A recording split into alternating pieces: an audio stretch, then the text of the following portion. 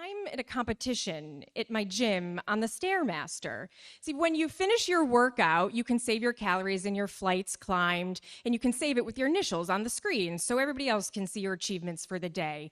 And there's a man, after his workouts, he saves it with the initials Dad. So I go in every morning and I find the Stairmaster that Dad's been on, and I beat his score. If he does 180, I do 200. If he does 200, I do 220. 220, I do 240. And I save my initials as Mom.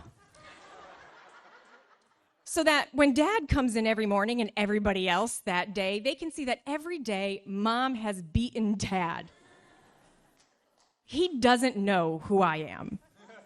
I know who he is, and I've been doing this for 4 years. Peter and I, he called me the funniest person that he ever knew, and so throughout the times the other people are going up, they're being called by the judge, I'm making little jokes, and he's whispering, and he offers me some gum, and he asks me, how is my life now, and I get him to laugh, and when Peter laughs, it's like I've accomplished something, and he laughs with like his whole body, and I feel so good that I can make him laugh, and at the same time, I think he's gonna start telling people that I'm the funniest person he used to know. That's if he keeps talking about me after today. And that's a hard thing to think about, that Peter might not talk about me anymore, and 8 years is going to end today. The other half of the role-playing world, when you're like not in the chats trying to recruit people, is your private messages and your AIM doing very primitive, very sad cyber sexting. And I really don't want to call it sexting, because the 1998 version of this was very basic, very, very much the following. You write things like, presses up against you. That's hot. Nibbles on your ear, because nibbling was a very popular way of showing affection in the role-playing world. I guess, the furries. Like, okay. My favorite, when you're like getting ready, like, oh, you're gonna tip it into that like real sexy part, holds your member in my hand.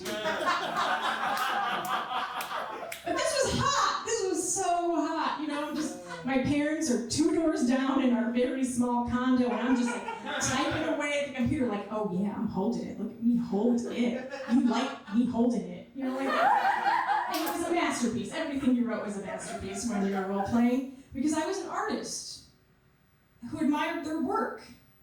So I printed out some of those chat logs at the library at school, and I kept them in a folder that I kept in my pillowcase, because I like to review my work sometimes before bed.